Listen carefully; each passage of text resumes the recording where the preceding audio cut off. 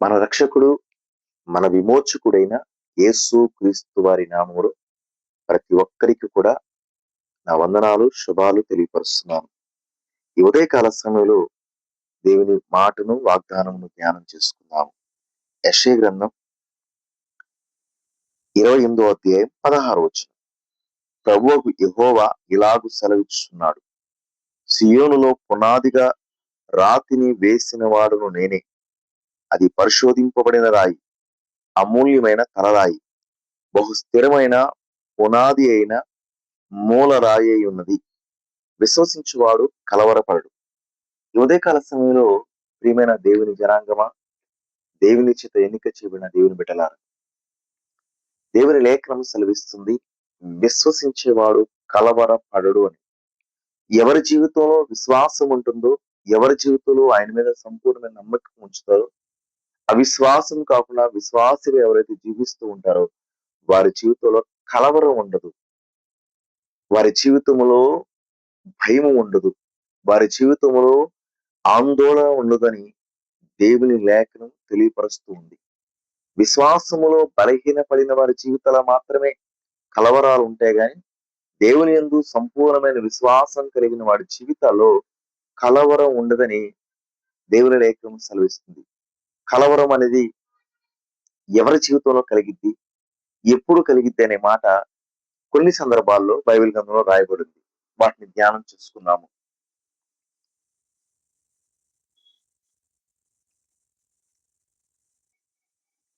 మత్తయి సువార్త 14వ అధ్యాయం 22 నుంచి 33వ వచనం వరకు ఒక సందర్భం రాయబడి ఉంటుంది. యేసుక్రీస్తు వారు జన సమూహమునకు వాక్యమును బోధించి శిష్యులను దోణి ఎక్కి ముందుగా అద్దరికి వెళ్ళమని వారిని ఆజ్ఞాపించగా, శిష్యులు వారికంటే ముందుగా, యేసు వారికంటే ముందుగా అద్దరికి వెళ్ళినట్టుగా కనబడుతూ ఉంది.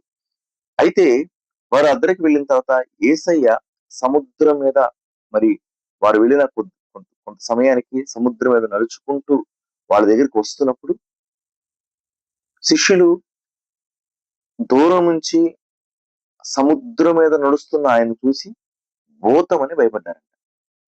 చూడండి, ఇక్కడ చాలా గొప్ప విషయం. సముద్రమును కలగజేసిన వాడు, నోటి మాట చేత సర్వమును కలగజేసిన వాడు నడుచుకుంటూ సముద్రం మీద వస్తూ ఉండగా శిష్యులు దాన్ని చూసి భూతం అని భయపడ్డారు. భయపడినప్పుడు యేసయ్య వారి దగ్గరికి వచ్చి కొంత దూరం నిలిచి, భయపడద్దు, నేనే యేసునని చెప్పి వారిని యేసయ్యని పరిచయం చేసుకుని వారిని ధైర్యపరిచారు. కానీ వారిలో ఇంకా అవిశ్వాసం, అల్ప విశ్వాసం ఉంది. ఏమో యేసయ్య కాదేమో, మనల్ని ఎవరైనా భ్రమపరుస్తున్నారేమో అని అనుకుని వారిలో ఒకడైన పేతురు అన్నాడు కదా, అయ్యా నిజంగా నువ్వు యేసువైతే, మా యేసయ్యవైతే, నిజంగా మా బోధకుడు అయితే, అయ్యా నిజంగా నువ్వు మనం నడిపించేవాడు అయితే, నేను కూడా నీలాగే నీళ్ళ మీద నడుద్దాం అనుకుంటున్నాను, సముద్రం మీద నడుపుదాం అనుకుంటున్నాను, అది సాధ్యమేనా అని అడిగాడు. అప్పుడు యేసయ్య అన్నారు, సాధ్యమే పేతురు, నడువు అన్నాడు.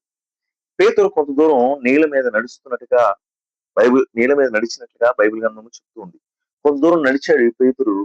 నడిచిన తర్వాత పేతురుకి ఏం కనబడిందంటే, గాలిని చూచి భయపడి మునిగిపోయి సాగాడంట. అంటే సముద్రం మీద విపరీతమైన గాలులు ఉంటాయి, సముద్రం మీద పెద్ద పెద్ద అలలు ఉంటాయి, సముద్రం నీటి మీద అనేకమైన గాలులు, అలలు వీస్తూ ఉంటాయి అన్నమాట. అవి చూసి పేతురు భయపడిపోయాడు.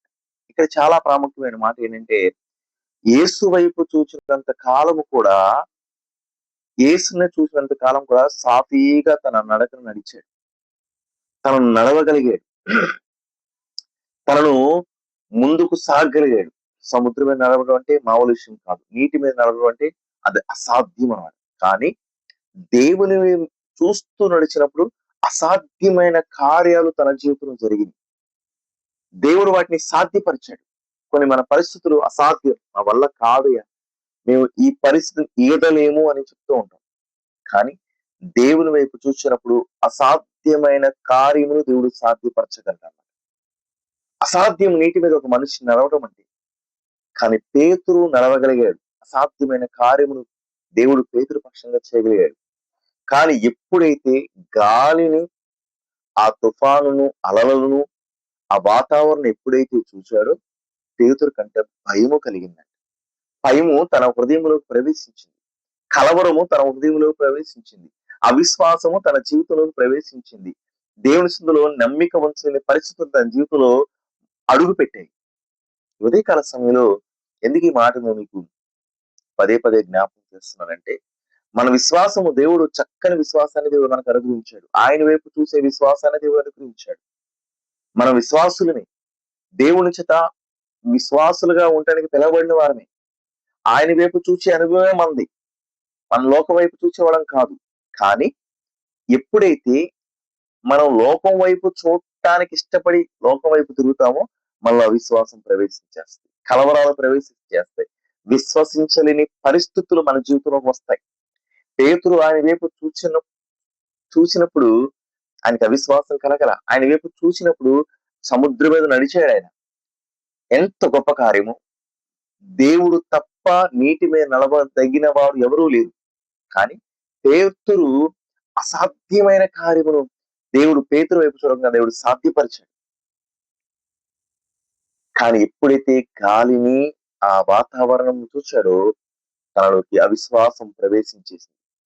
ఈ రోజున మనిషి జీవితంలో కలవరాలు ఎందుకు కలుగుతున్నాయి అంటే లోకం వైపు చూస్తున్నాడు, పరిస్థితుల వైపు చూస్తున్నాడు, తన స్థితిని చూసుకుంటున్నాడు, తనకున్న ఇబ్బందులు చూసుకుంటున్నాడు, తనకున్న బలహీనతలు చూసుకుంటున్నాడు, తనకున్న పరిస్థితులు చూసుకుంటూ దేవుని కంటే పరిస్థితులు పెద్దవిగా తన మనసులో భావించుకుంటున్నాడు కనుక కలవరం వస్తుంది.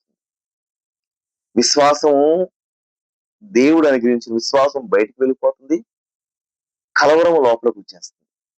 ఉదయకాల సమయంలో నా మాట మీకు అర్థమవుతుందో లేదో నాకు తెలియదు, కానీ దేవుని తెలియపరుస్తున్న మాట ఏంటంటే ఆయన వైపు చూసే అనుభవం మనలో ఉండాలి. అప్పుడు మన జీవితంలో కలవరం రాదు, విశ్వాసం మన హృదయంలో ఉంటుంది.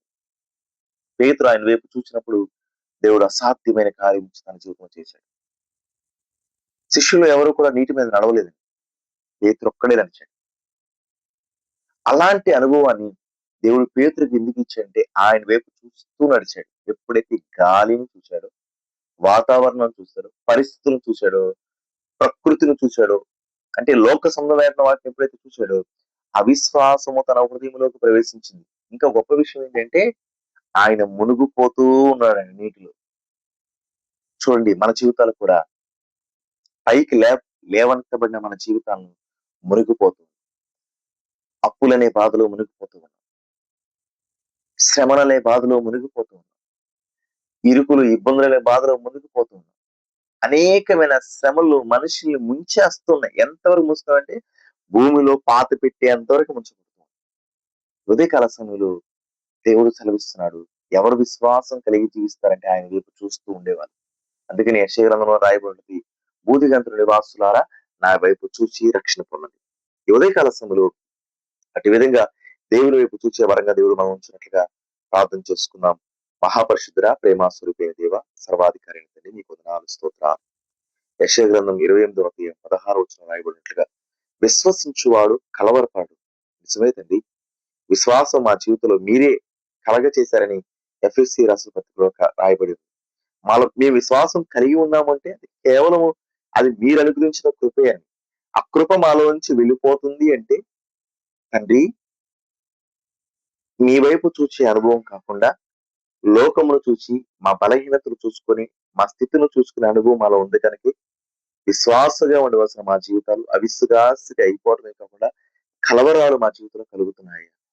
అయ్యా, నీ వైపు చూస్తూ విశ్వసించే వారంగా మా జీవితాలను సిద్ధపరచండి.